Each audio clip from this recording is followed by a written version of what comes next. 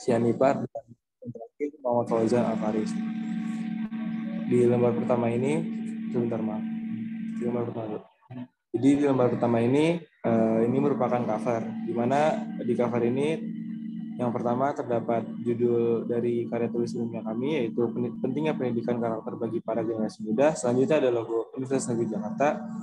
Selanjutnya ada mata kuliah yaitu Bahasa Indonesia. Selanjutnya ada dosen mengampu yaitu Ibu Dwi Antari Wijayanti. Selanjutnya ada disusun oleh kami kelompok 6. Dan selanjutnya ada Prodi Sarjana Pendidikan Matematika Fakultas dan Ilmu Pengetahuan Alam Universitas Negeri Jakarta tahun 2000. Lanjut ke halaman kedua yaitu kata pengantar. Saya izin bacakan.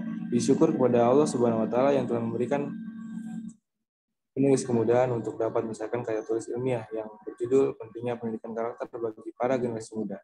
Ini sesuai dengan waktu yang telah ditentukan. Tanpa adanya berkat dan rahmat Allah Subhanahu wa taala tidak mungkin rasanya dapat menyelesaikan karya tulis ilmiah ini dengan baik dan tepat pada waktunya. Tujuan dari penulisan karya tulis ilmiah ini adalah untuk memberikan contoh karya tulis ilmiah sebagai tugas dari kelompok kami. Dalam karya ilmiah ini, penulis mengajarkan bagaimana pentingnya pendidikan karakter pada masa sekarang serta pemahaman yang terkait dengan pendidikan karakter. Penulis dengan penuh kesadaran menyadari bahwa karya tulis ini masih sangat jauh dari kata sempurna. Maka dari itu, kritik dan saran sebagai masukan bagi penulis kedepannya dalam pembuatan karya tulis ilmiah sangat berarti. Penulis mohon maaf jika terdapat hal yang kurang berkesan dalam penulisan karya tulis ini. Akhir kata, penulis ucapkan terima kasih dan selamat membaca. Selanjutnya ada tempat dan tanggal, yaitu Jakarta November tahun 2022. Dan selanjutnya ada tanda tangan untuk penulis. Dan selanjutnya ini ada daftar isi. Daftar isi merupakan isi-isi dari karya tulis ilmiah kami. Mungkin akan saya skip. Mungkin akan saya baca terlebih dahulu. Untuk bab 1 ada pendahuluan, bab 2 ada pembahasan, di mana bab 1 ada isi-isinya dan bab 2 juga ada. Dan di terakhir bab 3 yaitu penutup.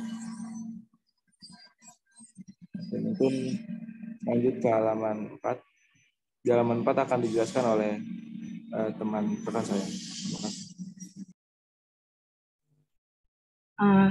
Di sini ada bab 1, di bab 1 itu ada pendahuluan, dan di sini isinya ada latar belakang masalah yang saya bacakan.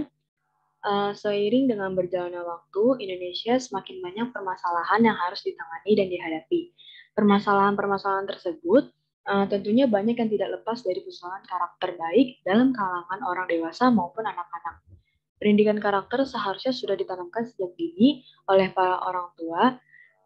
Namun nyatanya masih banyak masyarakat Indonesia minim sekali pelaksanaan pendidikan karakter yang baik. Bahkan mereka tidak segan untuk berperilaku menyimpang dari suatu karakter baik. Selain itu, banyak masyarakat yang berpendapat bahwa generasi muda sedang dalam masa mencari jati diri, mencari hal-hal baru. Tetapi tidak sedikit pula para generasi muda yang menjadi terjerumus kepada hal yang negatif, bukan hal yang positif. Hal-hal negatif tersebut sangat mempengaruhi karakter generasi muda, apalagi jika mereka tidak menyaring kembali apa yang mereka dapatkan. Apakah hal tersebut baik atau malah sebaliknya, yaitu buruk. Hal-hal negatif yang dapat mempengaruhi karakter para generasi muda ini diantaranya yaitu merokok, tawuran antar pelajar, menggunakan obat-obatan terlarang, pergaulan secara bebas, meminum minuman keras, maraknya kasus bullying yang terjadi di lingkungan sosial, dan kegiatan buruk lain yang dapat mempengaruhi karakter generasi muda. Bahkan hal-hal tersebut juga menyimpang dari budaya dan norma yang ada di Indonesia. Rusaknya karakter para generasi muda pastinya akan merusak juga moral bagi para generasi muda. Pendidikan karakter tidak hanya untuk memberikan pengertian atau penjelasan-penjelasannya saja, tetapi juga bertujuan untuk memperbaiki karakter, watak, sifat, moral, dan kepribadian lahir dan batin bagi para generasi muda agar sesuai dengan nilai-nilai yang dianggap terpuji. Dari pendidikan karakter ini diharapkan dapat melahirkan manusia yang memiliki kebebasan menentukan pilihannya, tanpa paksaan dan penuh tanggung jawab, yaitu manusia-manusia yang merdeka, dinamis, kreatif, inovatif, dan bertanggung jawab, baik terhadap Tuhan, manusia itu sendiri, maupun masyarakat. Karakter yang berkualitas harus dibentuk dari sejak usia dini. Usia anak-anak, khususnya usia anak SD, merupakan masa kritis bagi pembentukan karakter seseorang. Terbukti banyak pakar mengatakan kegagalan penanaman karakter sejak usia dini akan membentuk pribadi yang bermasalah di masa dewasanya nanti. Tapi, tidak sedikit pula kegagalan pembentukan karakter pada masa remaja juga disebabkan dengan adanya pencarian jati diri, yang mana dapat menjerumuskan mereka ke dalam hal negatif. Oleh karena itu, penanaman moral melalui pendidikan karakter harus diberikan kepada para generasi muda adalah kunci utama untuk membangun suatu bangsa. Dalam pendidikan karakter ini, ada dua faktor yang mempengaruhi, yaitu faktor internal dan faktor eksternal. Faktor internal atau dalam dari pendidikan karakter berasal dari keluarga. Keluarga memiliki pengaruh besar dalam masa perkembangan anak, baik perkembangan fisik maupun perkembangan psikologis. Sedangkan faktor eksternal atau faktor luar yang berasal dari luar lingkup keluarga, biasanya dari pergaulan anak tersebut, terutama anak-anak remaja, sehingga dalam hal ini peran dari orang tua, orang terdekat, dan guru harus aktif karena karakter yang dimiliki anak dapat menentukan pola pikir mereka dalam melakukan suatu tindakan dalam kehidupan sehari-hari. Dengan demikian, dari uraian penjelasan latar belakang di atas, maka penulis tertarik dengan masalah yang terjadi saat ini untuk ditulis dalam karya tulis ilmiah berjudul Pentingnya Pendidikan Karakter bagi para Generasi Muda. Lalu, di sini ada identifikasi masalah. Dari latar belakang yang ada di atas dapat disimpulkan bahwa identifikasi masalahnya adalah sebagai berikut. 1. Masalah yang dihadapi oleh negara Indonesia saat ini adalah kurangnya pendidikan karakter bagi semua warga negara, khususnya para pelajar dan para generasi muda. Yang kedua, kurangnya penanaman karakter bagi pelajar disebabkan dengan adanya opini tentang anak yang sedang mencari jati diri, sehingga mereka dibebaskan menggali lingkungannya hingga ke dalam hal-hal negatif. Yang ketiga, tidak adanya penanaman pendidikan karakter atau moral membuat para pelajar melakukan hal-hal negatif seperti tawuran, merokok, mencoba-coba minuman keras, mencoba obat-obatan terlarang, dan banyak hal negatif lainnya. Semua hal itu mereka lakukan atas dasar penasaran dan kemudian menjadi kecanduan, bahkan menjadi kebiasaan. Dilanjutkan oleh rekan saya.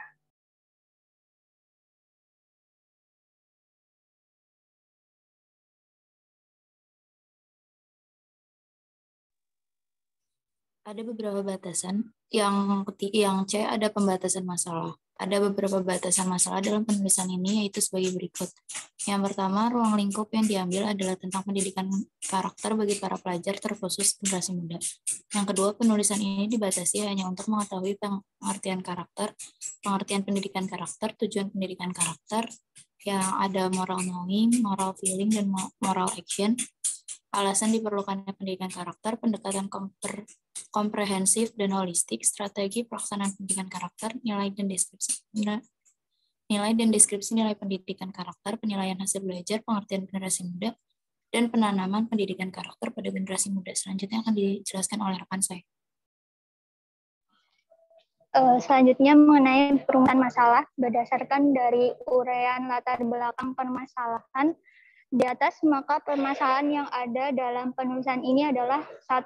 Apa yang dimaksud dengan karakter, 2. Apa yang dimaksud dengan pendidikan karakter, 3. Apa alasan diperlukannya pendidikan karakter, 4. Bagaimana pendekatan komprehensif dan holistik, 5. Bagaimana strategi pelaksanaan pendidikan karakter, 6. Bagaimana nilai dan deskripsi nilai pendidikan karakter, 7. Bagaimana penilaian hasil belajar, 8. Apa yang dimaksud dengan generasi muda, dan 9. Bagaimana penanaman pendidikan karakter pada generasi muda.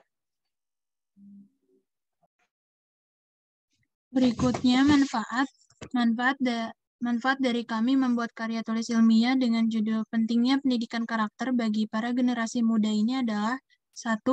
Mengetahui pengertian karakter, 2. Dapat mengetahui pengertian pendidikan karakter, 3. Dapat mengetahui alasan diperlukannya pendidikan karakter, 4. Dapat mengetahui tentang pendekatan komprehensif dan holistik, 5. Dapat mengetahui strategi pelaksanaan pendidikan karakter. 6. Dapat mengetahui nilai dan deskripsi nilai dari pendidikan karakter. 7. Dapat mengetahui penilaian dari hasil belajar. 8. Dapat mengetahui pengertian generasi muda. 9. Dapat mengetahui bagaimana cara pelaksanaan penanaman pendidikan karakter pada generasi muda.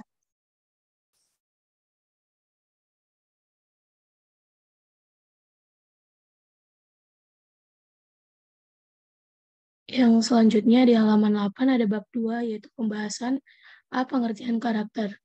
Secara etimologis, kata karakter dalam bahasa Inggris yaitu character, berasal dari bahasa Yunani atau Greek, yaitu cheresein yang berarti to engrave. Kata to engrave bisa diterjemahkan mengukir, melukis, memahat, atau menggoreskan. Dalam Kamus Bahasa Indonesia, kata karakter diartikan dengan tabiat, sifat, kejiwaan, akhlak, atau budi pekerti yang membedakan seseorang dengan yang lain dan watak. Karakter juga berarti huruf, angka, ruang, simbol khusus yang dapat memunculkan pada layer dengan papan ketik. Kata karakter adalah sifat yang selalu dikagumi sebagai tanda-tanda kebaikan. Dengan tanda-tanda kebaikan, kebajikan, dan kematangan moral seseorang. Secara etimologi, istilah karakter berasal dari bahasa Latin karakter yang berarti watak, tabiat, sifat-sifat kejiwaan, budi pekerti, kepribadian, dan akhlak. Karakter yang baik berkaitan dengan mengetahui yang baik atau knowing the good, mencintai baik atau loving the good, dan melakukan yang baik atau acting the good. Ketiga ideal ini satu sama lain sangat berkaitan. Orang lahir dalam keadaan bodoh, dorongan-dorongan primitif yang ada dalam dirinya kemungkinan dapat memerintahkan atau menguasai akhlaknya. Maka, efek yang mengiring pola pengasuhan dan pendidikan seseorang akan dapat mengarahkan kecenderungan, perasaan, dan nafsu besar menjadi beriringan secara harmonis atas bimbingan akal dan juga ajaran agama. Mengetahui yang baik berarti mengembangkan untuk menyimpulkan atau meringkaskan suatu keadaan sengaja memilah sesuatu yang baik untuk dilakukan dan kemudian melakukannya.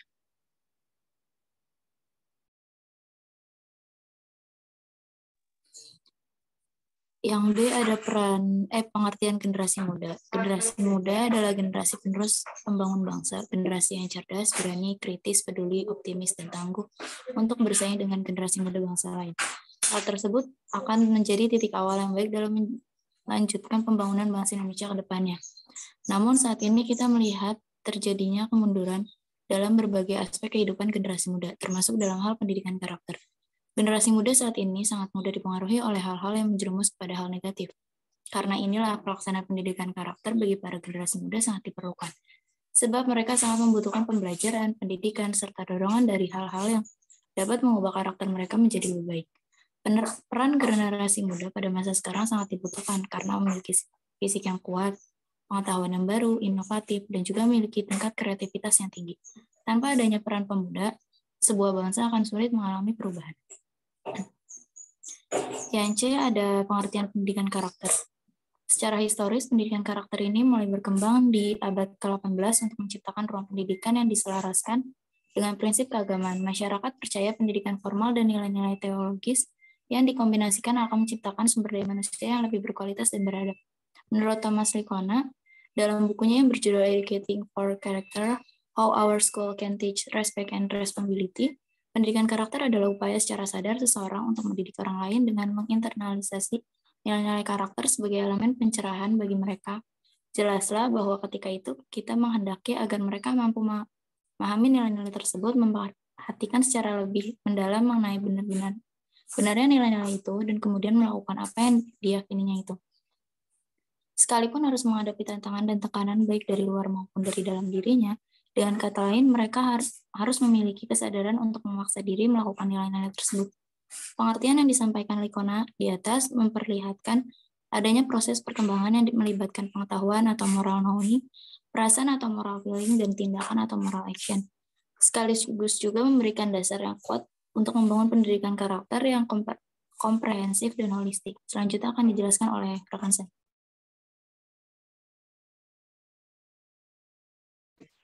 Penjelasan dari masing-masing proses perkembangan pendidikan karakter yang disampaikan oleh Licona adalah sebagai berikut. Yang pertama, moral knowing atau pengetahuan moral. Terdapat berbagai macam pengetahuan moral yang berhubungan dengan tantangan moral kehidupan.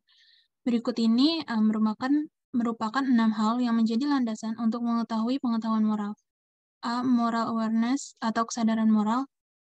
Kepudaran moral yang menghantam hampir seluruh manusia dari berbagai tingkat usia menunjukkan adanya kebutaan dan kepapaan moral. Sederhananya, kita jarang memandang adanya cara-cara tertentu dalam masyarakat yang mengaitkan isu-isu dan penilaian moral. Generasi muda misalnya, kerap kali tidak peduli terhadap permasalahan ini. Mereka melaksanakan sesuatu tanpa mempertanyakan kebenaran suatu perbuatan tersebut. Yang B, knowing moral values. Pengetahuan nilai-nilai moral.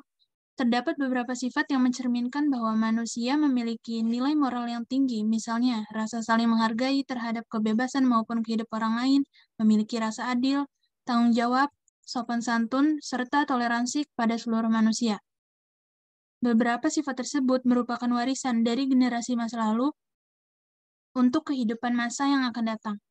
Dengan ini, manusia harus mampu membedakan antara yang baik dan buruk dalam kehidupan sosialnya.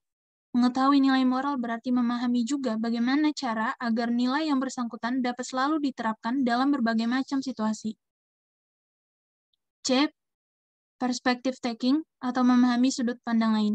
Seseorang seringkali belum mampu berpikir atau menyadari tindakan yang dilakukannya sehingga tidak mengetahui bagaimana akibat yang akan dihasilkan.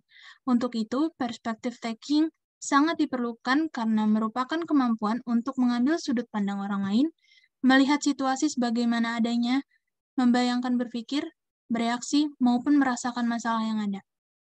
Mengambil pelajaran dari orang lain pada kenyataannya sangat penting untuk introspeksi diri setiap manusia dalam kehidupan. D. Moral reasoning, alasan moral.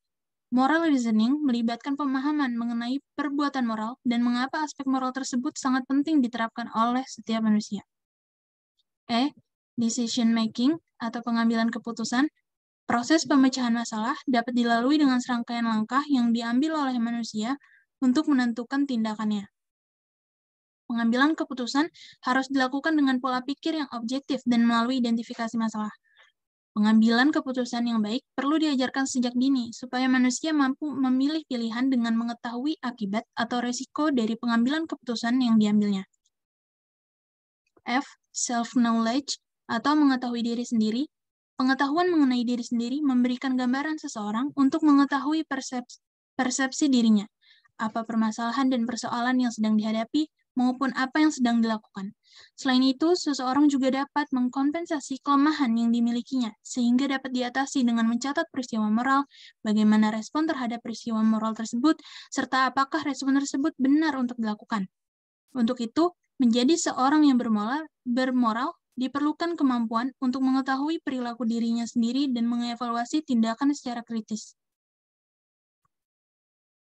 Setelah moral knowing, di sini yang kedua ada moral feeling atau perasaan moral. Yang A ada conscience atau kesadaran. Conscience merupakan perasaan moral yang mendorong seseorang dalam melakukan perbuatan sesuai hati nurani, baik hati nurani dalam sisi kognitif maupun emosional. Jika seseorang telah melakukan kesalahan mengenai apa yang dia telah perbuat, kemudian segera mengakui kesalahannya dan tidak mengulangi tindakan tersebut, maka dapat dikatakan sudah memiliki komponen kesadaran yang baik. Bagi kebanyakan orang, kesadaran adalah persoalan moralitas. Mereka memiliki komitmen terhadap nilai-nilai moral dalam kehidupannya, karena nilai-nilai itu memiliki akar yang kuat dalam moral diri mereka sendiri, atau moral self. Hati nurani. Seperti contohnya, seseorang tidak dapat berbohong dan menipu karena mereka telah mengidentifikasi dengan tindakan moral mereka. Mereka merasa telah keluar dari karakter ketika mereka melakukan perbuatan yang bertentangan dengan nilai-nilai mereka. B. Self-esteem, penghargaan diri, merupakan kemampuan merasa bermartabat karena seseorang memiliki nilai kebaikan. Ketika menilai diri, kita akan menghargai diri kita sendiri dan tidak akan bergantung pada izin dari orang lain. Seseorang yang memiliki penghargaan yang baik terhadap dirinya sendiri juga akan memperlakukan orang lain dengan cara yang baik. Akan tetapi, penghargaan diri yang tinggi juga tidak sendirinya menjamin karakter yang baik. Hal ini disebabkan oleh penghargaan diri yang tidak didasarkan pada karakter yang baik seperti popularitas, kecantikan, atau kekuasaan. C. Empati merupakan rasa kepekaan terhadap keadaan atau penderitaan orang lain. Sebagai contoh, anak-anak muda yang mengarah pada sikap brutal pada dasarnya mereka mampu mengemban empatinya terhadap sesuai yang mereka ketahui. Tetapi mereka sama sekali tidak menunjukkan perasaan empati kepada orang-orang yang menjadi korban dari kekerasannya. D. Loving the good atau cinta kebaikan merupakan kemampuan untuk merasa senang saat melakukan kebaikan. Saat seseorang mencintai yang baik, maka otomatis ia akan melakukan sesuatu yang baik. Secara moral, seseorang yang cinta kebaikan sudah tertanam untuk melakukan hal baik dengan sendirinya, bukan berdasar pada kewajiban moral yang harus dilaksanakan. Self-control merupakan kemampuan untuk mengendalikan diri sendiri saat emosi datang dengan berlebih. Kontrol diri sangat penting dilakukan untuk kebaikan moral, sebab tidak akan mudah melakukan perbuatan yang salah. F. Humility atau kerendahan hati merupakan keterbukaan sejati pada kebenaran dan kemauan untuk bertindak memperbaiki kesalahan-kesalahan yang telah dilakukan. Kerendahan hati menjadi bagian dari karakter baik yang ada dalam diri manusia. Sikap ini juga merupakan sisi yang efektif dari pengetahuan diri dan sebagai pelindung terbaik bagi perbuatan jahat. Selanjutnya akan dilanjutkan oleh rekan saya. Bagian ketiga itu adalah moral action atau tindakan moral. Moral action adalah bagaimana membuat pengetahuan moral dapat diwujudkan menjadi tindakan nyata. Perbuatan tindakan moral ini merupakan hasil atau outcome dari dua komponen karakter lainnya. Untuk memahami apa yang mendorong seseorang dalam perbuatan yang baik atau act morally, maka harus dilihat tiga aspek lain dari karakter, yaitu kompetensi atau competence, keinginan atau will, dan kebiasaan atau habit. Yang pertama itu ada kompetensi atau kompeten. Moral kompetensi adalah kemampuan untuk mengubah penilaian dan perasaan moral ke dalam tindakan moral yang efektif. Untuk memecahkan masalah konfliknya misalnya, diperlukan keahlian-keahlian praktis, mendengar, menyampaikan pandangan tanpa mencemarkan pihak lain, dan menyusun solusi yang dapat diterima masing-masing pihak. B. Keinginan atau will. Pilihan yang benar tepat akan suatu perilaku moral biasanya merupakan sesuatu yang sulit. Untuk menjadi dan melakukan sesuatu yang baik biasanya mensyaratkan adanya keinginan bertindak yang kuat. Usaha untuk memobilisasi energi moral. Kemauan merupakan inti core dari dorongan moral. C. Kebiasaan atau habit. Dalam banyak hal, perilaku moral terjadi karena adanya kebiasaan. Orang yang memiliki karakter yang baik, seperti yang dikatakan William Bennett, adalah orang yang melakukan tindakan dengan sepenuh hati, dengan tulus, dengan gagah berani, dengan penuh kasih atau murah hati, dan dengan penuh kejujuran. Orang melakukan perilaku yang baik adalah karena didasarkan kekuatan kebiasaan.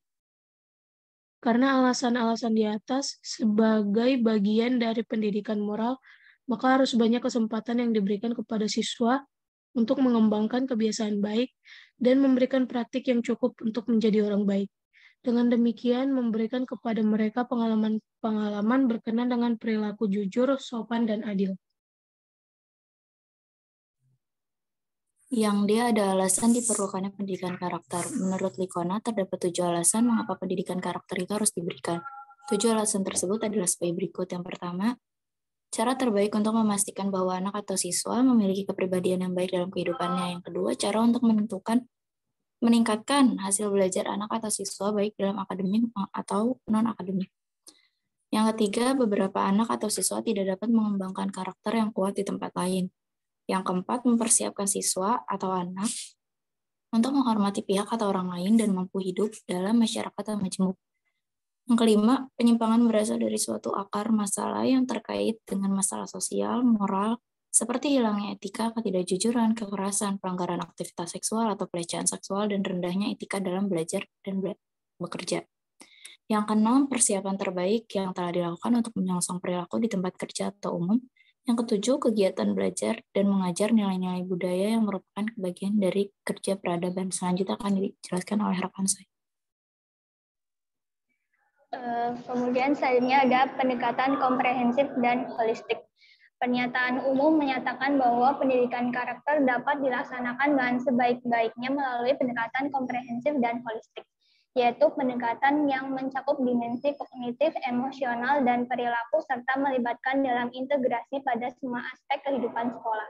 Pendekatan ini juga bisa dikatakan suatu reformasi yang menyeluruh dalam kehidupan sekolah. Pendidikan karakter harus dilaksanakan secara komprehensif yang mencakup banyak aspek yang terkait menjadi satu kesatuan. Berkaitan dengan sifat komprehensif tersebut, banyak pendapat dari para ahli yang dapat dijadikan acuan. Menurut Muhajir, menawarkan alternatif model pengembangan nilai moral lewat proses internalisasi. Nilai moral diperkenalkan pada peserta didik dengan mengajak partisipasi dalam pembuatan, diberi pemahaman rasionalitasnya, sampai berpartisipasi aktif untuk mempertahankan perbuatan moral tersebut. Pada sisi lain, peserta didik perlu pula kembangkan penghayatan emosionalnya, konasinya, sampai keimanannya lewat internalisasi atau menghayati nilai moral pada ketiga tataran tersebut. Karena keimanan dapat menebal atau menipis, maka internalisasi baik secara rasional maupun lewat penghayatan lain diharapkan dapat mempertebal moral dan keimanan peserta didik.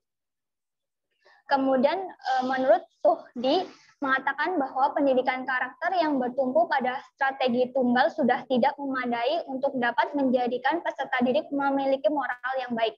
Oleh karena itu diperlukan berbagai pendekatan yang oleh Chris Sempong disebut pendekatan komprehensif.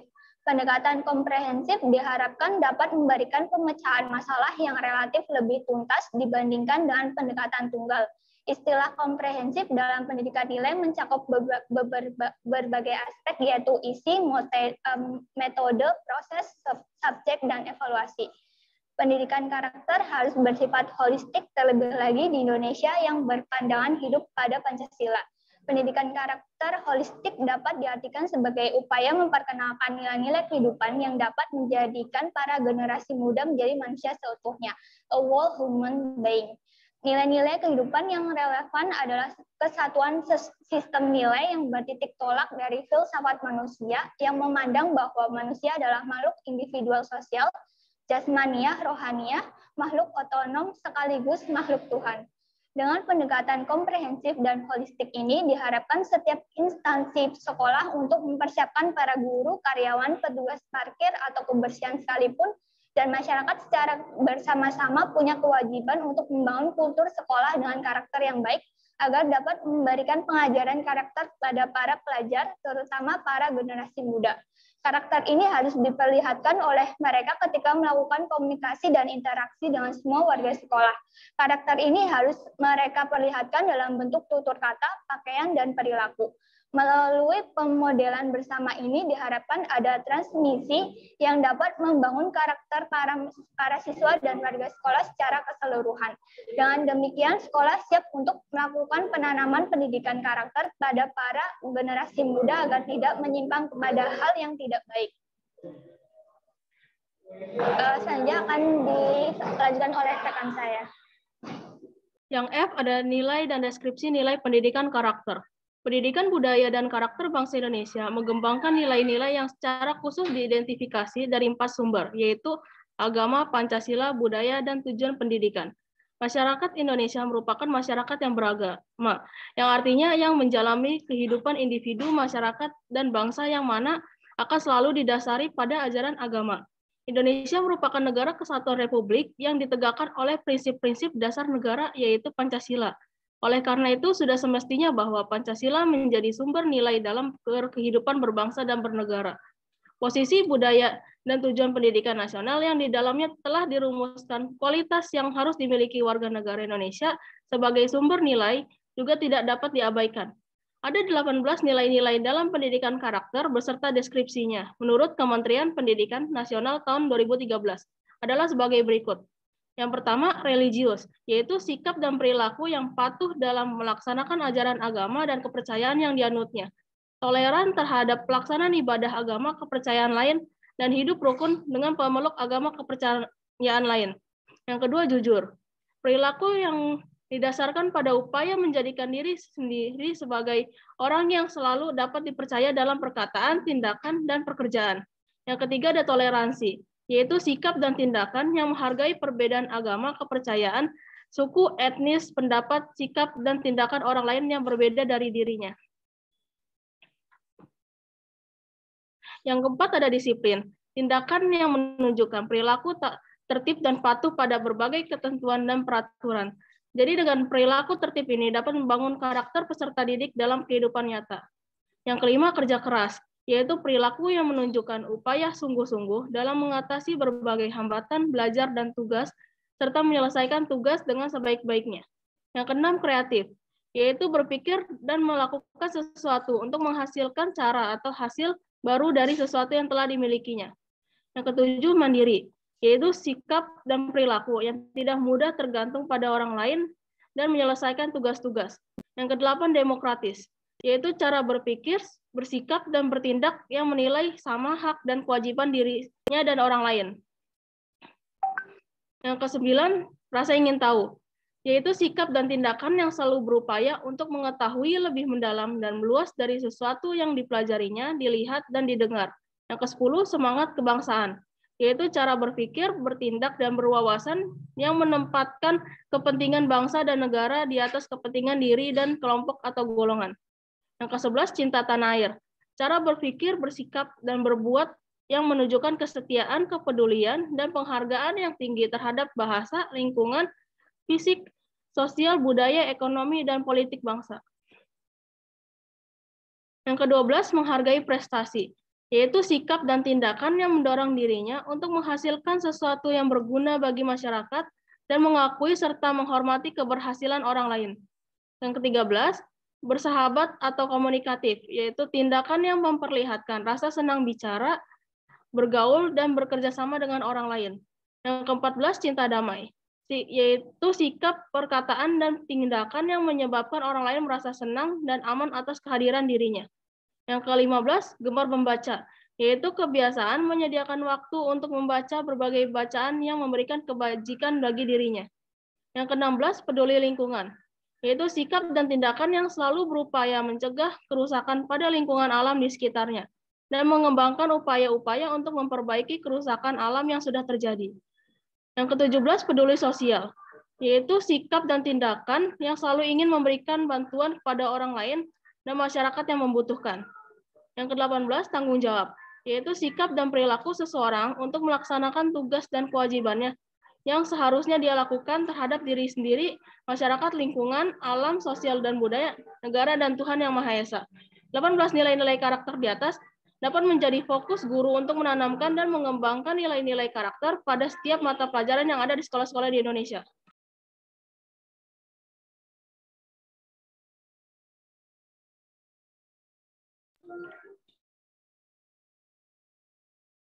Selanjutnya, penilaian hasil belajar. Penilaian pencapaian dalam pendidikan karakter didasarkan pada indikator yang telah ditentukan. Sebagai contoh, indikator untuk nilai jujur di suatu semester dirumuskan dengan mengatakan dengan sesungguhnya perasaan dirinya mengenai apa yang dilihat, diamati, dipelajari, atau dirasakan. Maka guru mengamati melalui berbagai cara apakah yang dikatakan seorang peserta didik itu jujur mewakili perasaan dirinya. Penilaian tersebut dapat dilakukan secara terus-menerus setiap saat guru berada di kelas atau di lingkungan sekolah. Guru dapat menggunakan model anecdotal record, yaitu catatan yang dibuat guru ketika melihat adanya perilaku yang berkenaan dengan nilai yang dikembangkan. Catatan anekdotal dapat dilakukan dengan cara pengumpulan data dengan melalui pengamatan secara langsung mengenai sikap dan perilaku yang muncul dengan tiba-tiba atau peristiwa yang terjadi secara insidental. Sehingga nantinya kumpulan dari catatan anekdotal ini akan memberikan sebuah deskripsi atau gambaran mengenai pola tingkah laku peserta didik yang bersangkutan.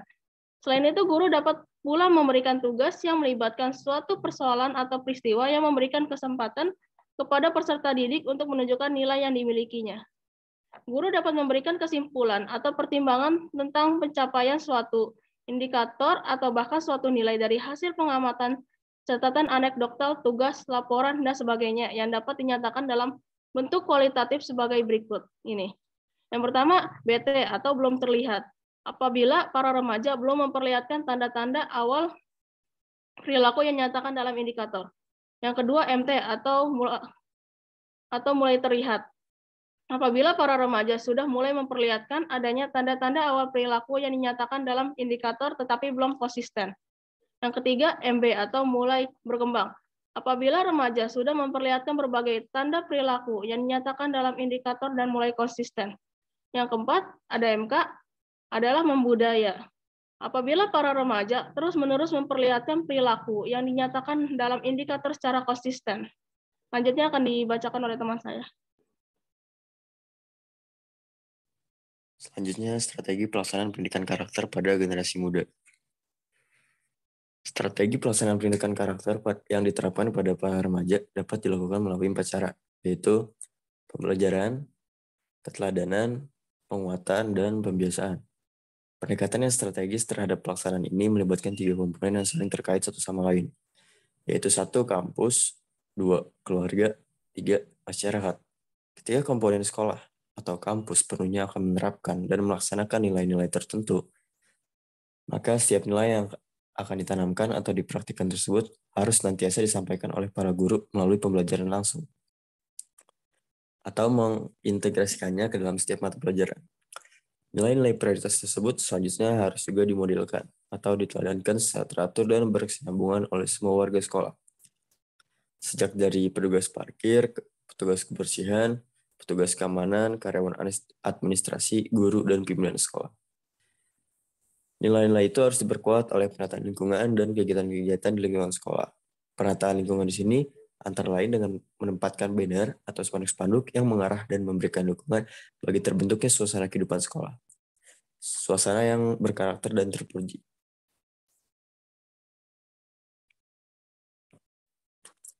Pembiasaan atau habituation dapat dilakukan di sekolah dengan berbagai cara dan menyangkut banyak hal seperti disiplin waktu, etika berpakaian, etika pergaulan, perlakuan siswa terhadap karyawan, guru, dan pimpinan, dan sebaliknya. Pembiasaan yang dilakukan oleh pimpinan, guru, siswa, dan karyawan dalam disiplin suatu lembaga pendidikan merupakan langkah yang sangat strategis dalam membentuk karakter secara bersama.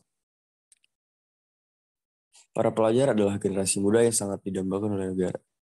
Karena para pelajar merupakan suatu aset negara yang dapat memajukan negara untuk kedepannya.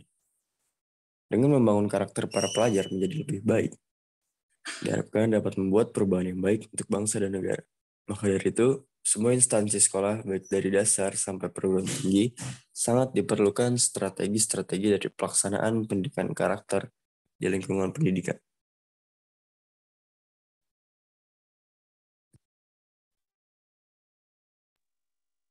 Baik, selanjutnya bab 3 yaitu penutup yang bagian A, kesimpulan.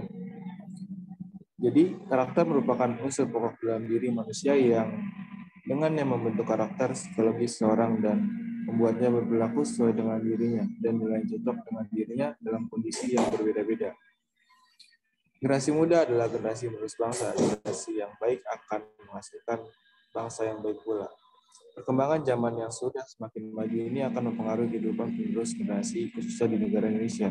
Berbekal pendidikan yang baik, maka para remaja dapat melanjutkan kehidupan yang baik pula. Pendidikan karakter adalah upaya secara sadar seseorang untuk mendidik orang lain dengan menginternalisasi nilai-nilai karakter sebagai elemen pencerahan bagi mereka. Lalu jelaslah bahwa ketika itu kita menghendaki agar mereka mampu memahami nilai tersebut, memperhatikan secara lebih mendalam mengenai benaran nilai-nilai itu, dan kemudian melakukan apa yang diyakininya itu, sekalipun harus menghadapi tantangan dan tekanan baik dari luar maupun dari dalam dirinya. Oleh karena itu, kita sebagai generasi muda yang akan menjadi penerus bangsa itu wajib mengetahui apa itu pendidikan karakter dan menerapkannya dalam kehidupan kita, agar kita dapat menjadi penerus bangsa yang baik. Selanjutnya, saran. Untuk memperbaiki karakter dengan bertekad menjadikan bangsa yang baik, penulis menyarankan beberapa hal. Di antaranya, yang pertama, kita harus mengetahui apa itu arti dari karakter. Yang kedua, kita harus mengetahui apa itu arti dari generasi muda. Yang ketiga, kita harus mengetahui apa itu arti dari pendidikan karakter. Dan yang keempat, kita harus mengetahui nilai dari karakter. Kita harus menerapkan nilai dari karakter. Yang kelima, kita harus menerapkan nilai dari generasi muda. Dan yang terakhir, kita harus menerapkan nilai dari pendidikan karakter.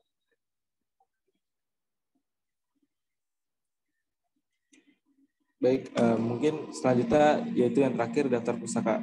Jadi kami mengambil karya tulis ilmiah yang kami buat dari beberapa sumber di sini. Mungkin untuk presentasi karya tulis ilmiah kelompok kami dicukupkan. Mungkin bagi teman-teman yang ingin bertanya dipersilakan. 6, silakan sebelum saya memberikan komentar, silakan teman-teman yang lain apakah ada pertanyaan? Coba kembali lagi ke atas judulnya. Sebenarnya ini cukup menarik ya, apa namanya, pendidikan karakter ya, pendidikan karakter, apa itu? Pentingnya pendidikan karakter bagi para generasi muda, karena memang sekarang itu sudah, apa ya, ibaratnya karakter itu sedikit ini ya, kurang, sehingga itu perlu adanya penting ya dalam penanaman karakter itu. Oke, sebelumnya silakan teman-temannya, apakah ada pertanyaan ke kelompok 6?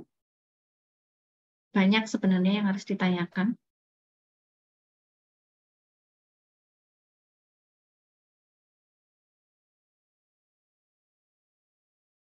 Kelompok 1.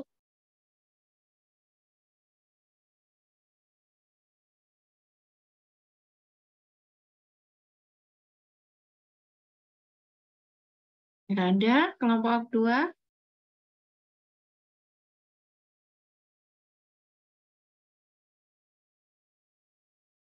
Nggak ada juga. Kelompok 3 ada kan ya, mahasiswanya hadir nggak di sini? Kok nggak ada suaranya semua? Kelompok 3. Hadir, Bu, cuma nggak tahu mau nanya apa. Kelompok 3. Kok nggak tahu nanya? Banyak yang ditanyain.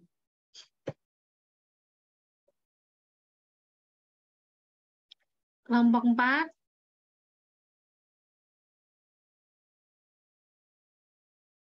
Kelompok 5.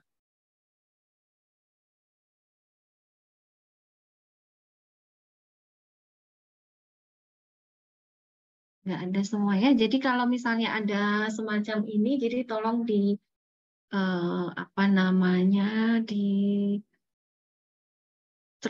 gitu ya, dan berusaha untuk bertanya. Itu yang harus apa namanya, yang harus, terutama untuk karya ilmiah dan lain sebagainya seperti ini kan sifatnya umum ya. Jadi kalian berusaha untuk mencoba gitu ya, bertanya, itu nanti akan apa namanya, meningkatkan soft skill kalian dalam berkomunikasi ya. Itu mungkin jadinya apa namanya, itu menjadi suatu kebiasaan gitu ya, dan itu akan menjadi suatu menambah apa soft skill kalian yang mungkin nanti perlu apa namanya, ditingkatkan lagi gitu ya. Jadi kalau misalnya ada kesempatan seperti ini, seminar atau apapun itu, coba untuk bertanya. Jadi semuanya nggak bertanya, perwakilan juga nggak apa-apa, 1, 2 gitu. Nah itu secara tidak langsung nanti akan meningkatkan soft skill kalian dalam berkomunikasi. Gitu ya, nanti di lain kesempatan dan seterusnya. Apalagi ini mahasiswa ya, mahasiswa, dan otomatis kita juga bisa melihat, oh siapa sih yang aktif, siapa sih yang bisa mengungkapkan ya, berkomunikasi, karena nggak semua orang. Nah ini apa namanya, sedikit yang menjadi ini adalah biasanya kalau kita sebagai orang eksak ya, kita orang eksak itu kan matematik, fisika gitu. Nah itu kan orang eksak itu apa kekurangannya biasanya adalah bagian komunikasi, gitu kan? Ya, nah itu walaupun itu kita berusaha untuk meningkatkan hal itu. Biasanya itu orang eksak itu terlalu ini ya akan berbeda lah dengan orang yang sosial gitu. Cuman kita mempunyai kelebihan di sisi lain.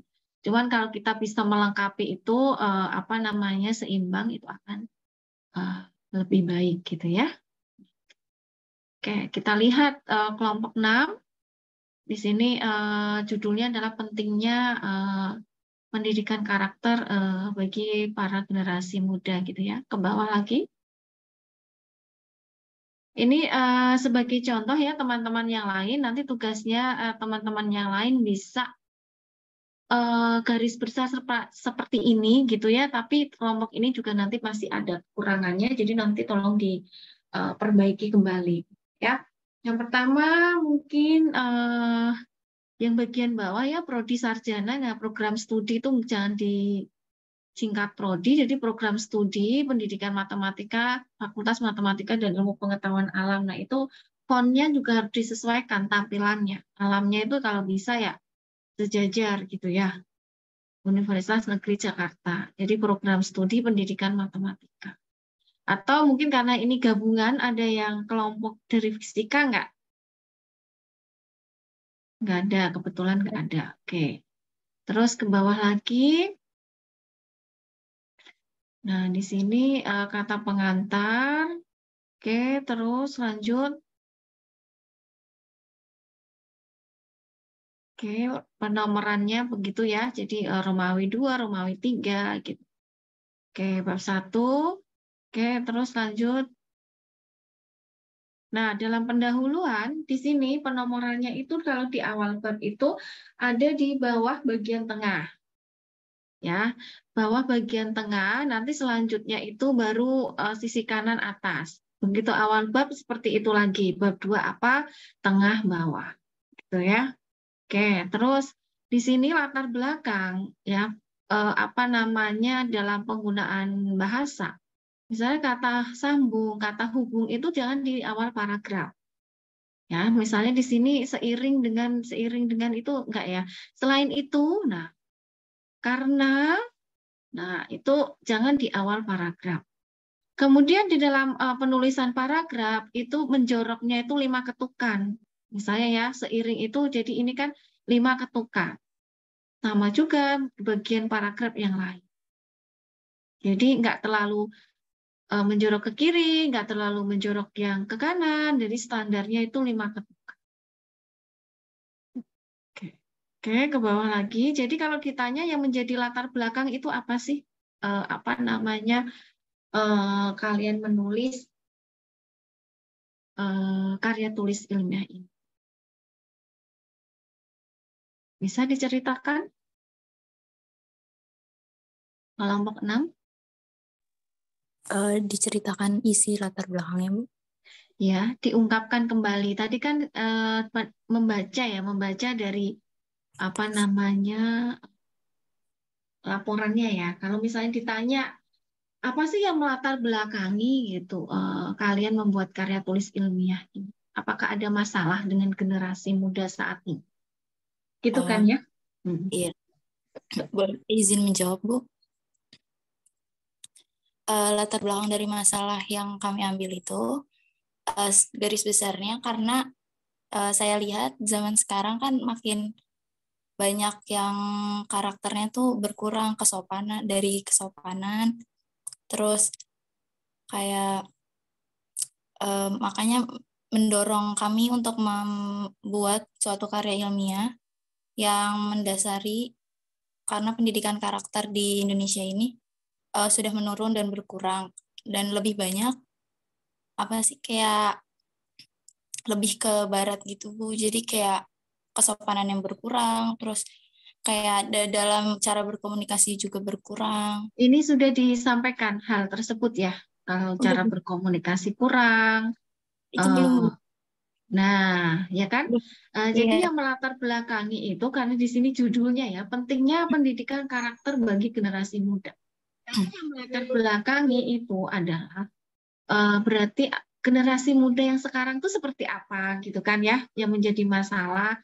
Nah, itu apakah seperti yang disampaikan Salwa tadi, mungkin sopan santunnya mungkin agak kurang, komunikasinya seperti apa, pergaulannya seperti apa, gaya hidupnya seperti apa. Nah, itu yang perlu digali di situ. Nah, dan itu kalau bisa misalnya disampaikan semacam data gitu ya, atau misalnya dari apa namanya sumber gitu ya, mengatakan seperti itu akan lebih baik lagi. Berarti kita mengungkapkan latar belakang di sini nggak hanya ngomong atau nggak hanya nulis ya, tapi berdasarkan fakta yang ada. Nah, setelah itu ada suatu permasalahan di dalam generasi muda itu, kalian mencoba nih apa namanya mencari solusi gitu ya, mencari solusi. Kalau ada permasalahan seperti ini, apa sih yang kita akan lakukan? Oh, kita mungkin perlu loh, penting loh kita melakukan pendidikan karakter.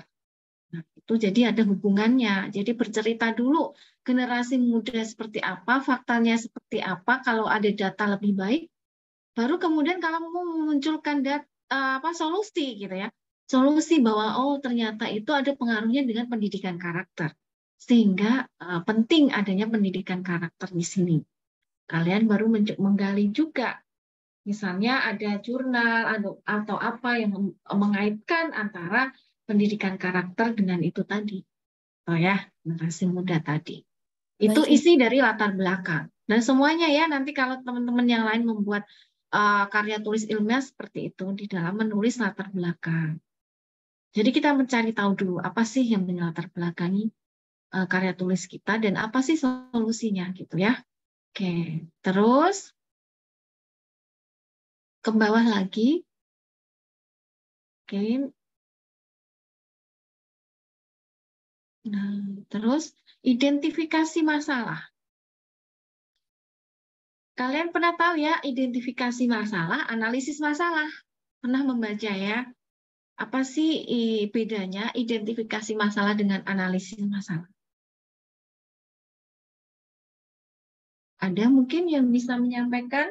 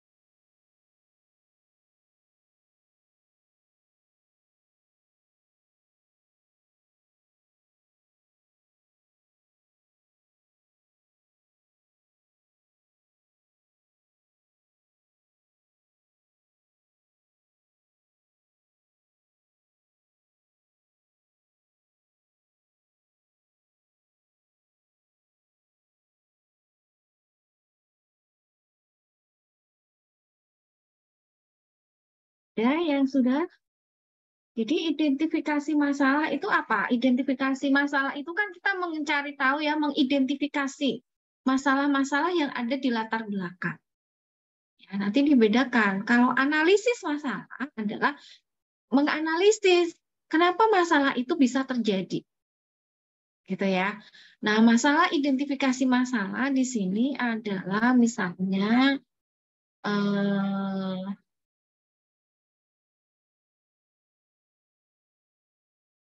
ya. Jadi kalau apa namanya, kalau secara umum gini, kalau misalnya kalian ini misalnya ya dalam pembelajaran matematik misalnya. Jadi misalnya identifikasi masalah itu adalah misalnya kurangnya pemahaman peserta didik gitu ya, kurangnya pemahaman peserta didik untuk materi apa? Materi bangun data. Nah, itu identifikasi masalah. Nah, analisis masalahnya, kenapa itu masalah itu bisa terjadi gitu ya. Nah, analisis masalahnya adalah, nah tadi identifikasi masalah kurangnya pemahaman secara didik. Nah, analisisnya adalah mungkin gurunya itu masalah itu terjadi karena misalnya gurunya itu penggunaan model pembelajarannya itu monoton atau menggunakan model pembelajarannya itu ceramah, gitu loh. Jadi ada suatu identifikasi masalah itu adalah masalah yang terjadi, analisisnya itu kenapa masalah itu bisa terjadi, gitu. Itu bedanya antara identifikasi masalah dengan analisis masalah. Gitu ya, makanya di dalam itu harus bisa di latar belakang itu harus bisa itu tadi menyampaikan gitu ya, yang melatar belakangi itu apa. Nah, itu baru kemudian diidentifikasi mas. Oke, selanjutnya terus.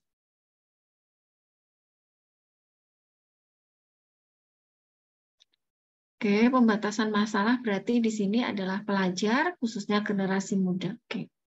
Terus langsung perumusan masalah. Nah, di dalam menuliskan perumusan masalah itu adalah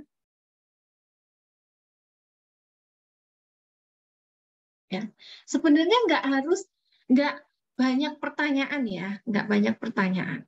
Jadi di dalam merumuskan masalah itu apa sih yang menjadi pokoknya ya. Nah, dan ini ada kaitannya dengan kesimpulannya. Kesimpulan yang kalian tulis itu adalah menjawab rumusan masalah. Ya, kalau rumusan masalahnya itu misalnya ada 2, berarti nanti kesimpulannya itu menjawab dari rumusan masalah. Jadi rumusan masalah itu bukan pertanyaan-pertanyaan di 1 sampai 9 gitu ya. Misalnya apa yang dimaksud dengan karakter, apa yang dimaksud dengan pendidikan karakter. Seperti itu. Kalau misalnya judulnya itu tadi apa sih tadi? Pentingnya ya. Pentingnya apa itu tadi pendidikan karakter gitu ya. Nah, itu berarti kalian merumuskan masalah itu misalnya apakah ada pengaruh antara pendidikan karakter apa tadi pentingnya pendidikan karakter untuk generasi muda ya? Iya, Bu. Ya, seperti itu. Maksudnya apakah ada pengaruhnya? Apakah ada hubungannya? Bagaimana menanamkan pendidikan karakter pada generasi muda? Jadi cukup 1 atau 2. Pertanyaan-pertanyaan yang lain ini akan dijawab di dalam kajian teori. Ya kan? Karakter itu apa? Jadi di dalam kajian teori nanti apa yang ada di judul itulah yang dibahas atau yang dicari tahu. Tadi kan pendidikan karakter, ada generasi muda. Nah, itu yang ada di kajian teorinya. Gitu. Jadi penrumusan masalah ini cukup 1 atau 2. Ya, terus manfaat. Nah, manfaatnya ini untuk siapa? Menulis karya ilmiah, dan manfaat ini lebih ke manfaat untuk generasi muda ya, mungkin ya, atau lingkungan masyarakat gitu. Jadi dapat mengetahui pengertian karakter. Nah, ini bukan seperti ini, tapi lebih ke kebermanfaatannya kalian menulis karya tulis ilmiah ini untuk siapa? Misalnya untuk generasi muda ya, berarti apa manfaatnya? Atau mungkin untuk masyarakat, apa manfaat? Gitu, itu manfaat dari karya tulis tadi. Tuh. Kalau dapat mengetahui ini, itu biasanya tujuan ya, tujuan menulis karya tulis itu apa? Ya cukup 1 atau 2, misalnya untuk apa? Untuk meningkatkan pendidikan karakter bagi generasi muda. Cuman kalau manfaat ini adalah yang dimaksud adalah manfaat untuk setelah kalian menulis ini ya, cocoknya mungkin buat generasi muda, buat masyarakat umum. Jadi nanti kebermanfaatannya itu. Kalau mengetahui itu tujuan. Oke, lanjut di bab 2.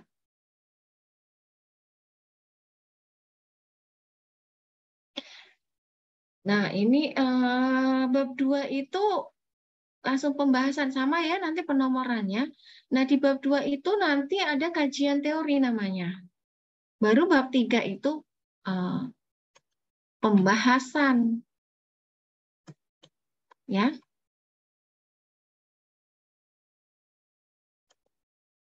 Lebih baik lagi kalau karya tulis ini dibuat semacam mini riset ya. Mini riset itu artinya melakukan apa itu namanya? Semacam penelitian kecil gitu ya. Jadi misalnya apa ya? Misalnya kalau misalnya di sini misalnya pengaruh pendidikan karakter terhadap apa? Kalau bisa, kalau nggak bisa ya sudah. Jadi bab 2 ini kajian teori, itu adalah hal-hal yang ada di judul. Tadi apa karakter, jadi kita harus tahu nih, pengertian karakter itu seperti apa. Gitu ya. Dan mungkin sebenarnya itu daftar pustakanya bisa dilihat dari jurnal ya, jurnal-jurnal. Nah itu banyak, kalau karakter mungkin di psikologi kali ya, di jurnal-jurnal psikologi gitu mungkin banyak mengenai karakter. Oke, terus lanjut. Dan biasanya untuk menulis ya, secara teoritis itu minimal 3 jurnal yang kita pakai setiap bab ini. Misalnya pengertian karakter minimal tuh 3. Oke, terus lanjut.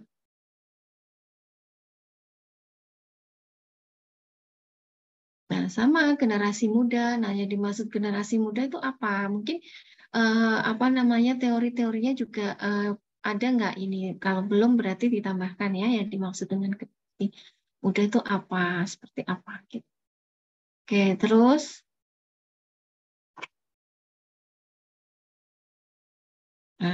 pengertian pendidikan karakter.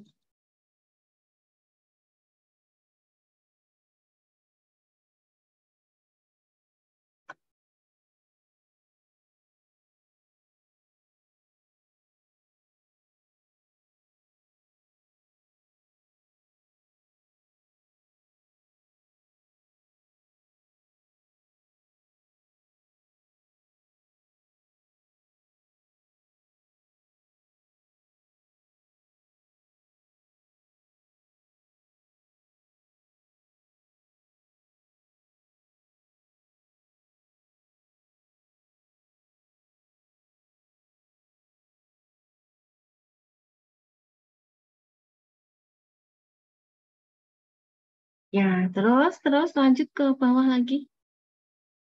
Penomorannya juga ya diperhatikan ya, apakah sudah benar apa belum. Terus kemudian nanti kalau ada yang harus dimiringin gitu, harus dimiringin. Penomorannya itu kan A, misalnya A besar ya, A besar, B itu adalah untuk ini, kemudian nomorannya adalah 1, 2, setelah itu, setelah 1, 2 beranak lagi menjadi A, B, C, kecil-kecil, terus beranak lagi baru ada yang apa namanya semacam 1 terus di apa itu kayak kurung gitu penomorannya. Oke, terus lanjut terus. Ya. Terus lanjut. Ya. Nah, ini will itu asing ya? Iya, Bu. Nanti. Oke, terus lanjut. Nah, menurut Likona itu di mana apa ambilnya bukunya? 7. Ya, oke, terus lanjut. Ini sudah jam berapa ya sekarang? Maaf, di laptop saya ini.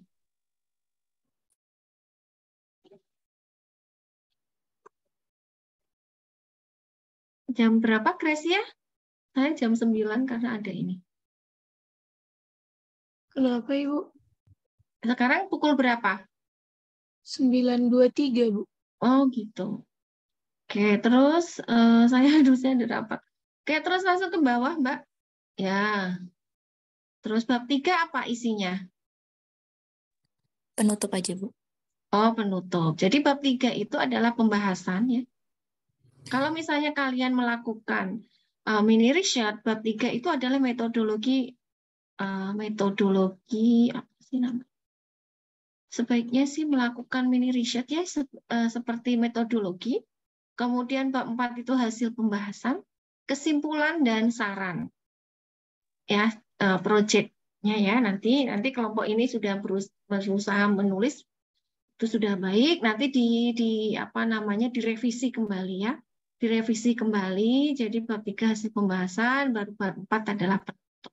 Nah, di dalam penutup itu kalian menjawab dari rumusan masalah tadi ya. Jadi di dalam penutup itu tidak banyak begini ya. Ini kan seperti pengulangan lagi ada di hasil pembahasan ya, mungkin ya hasil pembahasan atau ini jangan sampai itu jadi copy paste gitu ya di dalam penutup. Jadi penutup di kesimpulan itu bagaimana kalian menjawab rumusan masalah. Ya, kalau misalnya rumusan masalahnya ada 2 ya berarti hal yang dibahas itu 2. Coba ke bawah lagi. Nah.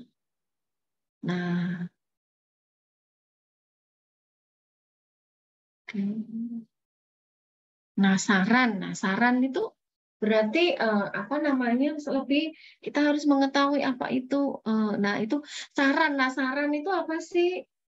Misalnya perlu adanya kajian lebih lanjut lagi tentang apa misalnya ya.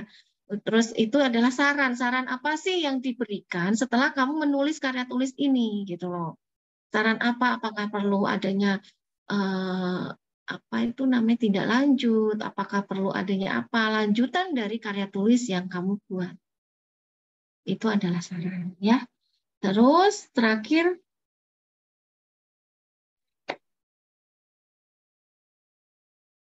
daftar pustaka ini mungkin lebih ke arah jurnal atau artikel ya mungkin.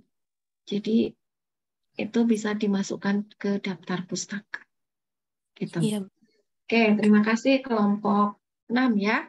Jadi nanti buat teman-teman yang lain dan kelompok 6 nanti silakan di apa namanya direvisi atau ini kembali ya. Kalau misalnya memungkinkan itu dibuat semacam mini research. Jadi itu misalnya apa namanya pengaruh pendidikan karakter terhadap apa misalnya ya nanti sudah ada bahannya ini. Nah kalian mungkin angket misalnya membuat semacam angket terus disebar aja di kelas kalian ini apa namanya sebagai ini kemudian baru apa namanya diolah itu sedikit datanya gitu ya baru apa namanya ditambahkan di sini. Cuman ini sudah ada bahannya yang dibuat gitu ya. Iya, Ibu. Terima kasih. Terima kasih Salwa dan teman-temannya ya. Iya, Ibu. Oke, jadi mungkin nanti ini sudah pertemuan keberapa, Gracia?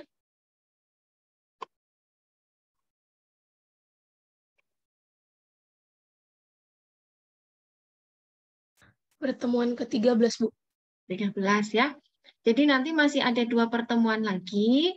Jadi nanti mohon nanti Senin depan ya. Paling enggak semua kelompok sudah mempunyai draft KTI-nya. Jadi draftnya KTI nanti kita akan apa namanya lihat bersama dan kita diskusikan gitu ya. Kemudian 2 pertemuan itu nanti UAS-nya adalah presentasi dari KTI-nya ini gitu. Ya. Jelas ya untuk proyek tugasnya ya. Jadi untuk 2 pertemuan mendatang kita diskusi mengenai apa itu namanya perkembangan atau progres dari KTI-nya. Kemudian nanti setelah jadwal pada saat jadwal UAS nanti presentasi KTI-nya. Gitu. Bu, ya, silakan pertanyaan. Izin bertanya, ini untuk memastikan untuk karya tulisnya apakah harus sesuai dengan bidang keilmuan atau keahlian gitu, Bu?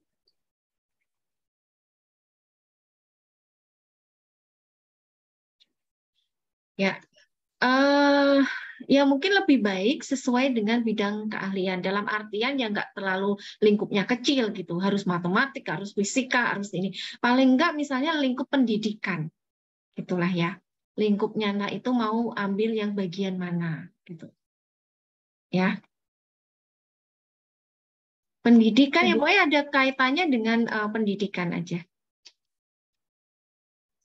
Ibu, tapi kan di sini nggak semuanya dari pendidikan, Bu, dari kelas ini. Apa satunya lagi? Fisika murni. Ya, sama matematika murni ada 1 orang. Ya, maksudnya kan masih pendidikan, maksudnya pendidikan itu bukan pendidikan yang ini ya, sesuai bidangnya aja, apa namanya ya, maksudnya pendidikan di perguruan tinggi kan ya. Oh, pendidikan secara umum. Ya, pendidikan secara umum. Oh, baik Ibu. Misalnya di matematik apa, misalnya penggunaan software apa, itu apa misalnya. Di dalam fisika juga bisa kan, apa penggunaan apa gitu yang bisa ini. Silahkan aja. Pendidikan secara umum, jadi bukan mengarah ke pendidikan lingkupnya lebih kecil lagi gitu. Oke, gitu ya. Ibu, kan hari Senin harusnya KP ya, Bu. Tapi anak pendidikan matematika ada beberapa orang, kayaknya 2 kelompok deh kalau nggak salah. Atau 3 kelompok gitu yang ada, gimana ya bilangnya, tugas Olimpisma itu ngajar di beberapa sekolah, Bu. Itu pagi itu. Iya, Bu, pagi. Ya udah, berarti kita hari Rabu ya. Rabu itu tanggal berapa, Mbak? Rabu tanggal 7, Ibu. Ya, oke. Ya udah, nggak apa-apa, berarti kita ketemunya Rabu. Ya. Baik, Ibu. Terus untuk kalkulus ya, ada kelas kalkulus juga ya siang ya. Nah, kelas ini kan ya, kelas B ya. Iya. Nah, nanti sama Bu Leni ya yang ini, karena saya ada workshop akreditasi ASIIN di luar kantor sampai hari Jumat siang sudah berangkat. Tadi saya sudah WA ke Bu Leni supaya bisa ngisi kelas kalian ya. Ibu, saya izin bertanya lagi, untuk UAS apakah ada kemungkinan perubahan tanggal atau tetap sesuai kalender akademik, Bu? Iya, sesuai kalender akademik. Oh, berarti dari tanggal 27 UASnya. Berarti nanti kan ada waktu jeda tuh, waktu jeda beberapa seminggu atau 2 minggu gitu. Itu dipakai untuk apa? Untuk KP ya, kuliah pengganti, nanti mata kuliah yang belum selesai, itu bisa memanfaatkan KP kuliah pengganti tersebut. Itu gunanya seperti itu. Terus kemudian kalian pun biar ada jeda, biar buat belajar, menyiapkan untuk UAS-nya. Oh, baik ya. Ibu. Terima kasih. Ya, jadi biar dikasih KP itu biar Bapak Ibu dosen yang belum selesai 15 pertemuan itu bisa mengganti di pekan KP, dan untuk kalian juga kalau misalnya sudah selesai kuliah berarti menyiapkan untuk belajar untuk UAS-nya gitu. Ya, karena UAS loh ya, maksudnya lebih disiapkan lagi ya kalau UAS-nya kan biar supaya nilainya di semester 1 bisa baik gitu. Sudah? Nah, Ibu, saya mau tanya, Bu. Kan minggu ke-16 itu kita kirim draft penelitiannya ya, Bu? Draft KTI-nya. Itu berarti bentuknya proposal penelitian yang baru bab 1 sampai bab 3 itu ya, Bu? Ya, terserah pencapaian masing-masing per kelompok aja. Jadi silakan kalau sudah sampai mana, silakan nanti dilihat sekilas sehingga saya bisa memberikan masukan-masukan itu.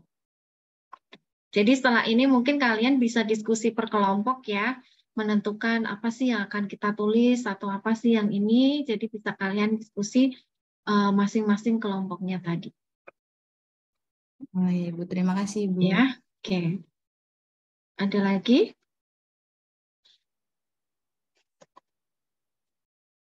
Sekiranya cukup, Bu.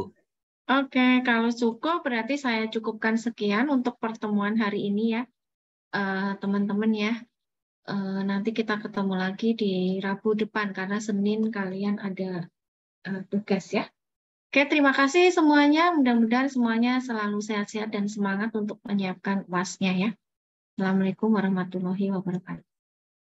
Waalaikumsalam warahmatullahi wabarakatuh. Waalaikumsalam. Terima kasih banyak, banyak, Bu. Bu. Terima kasih, Bu.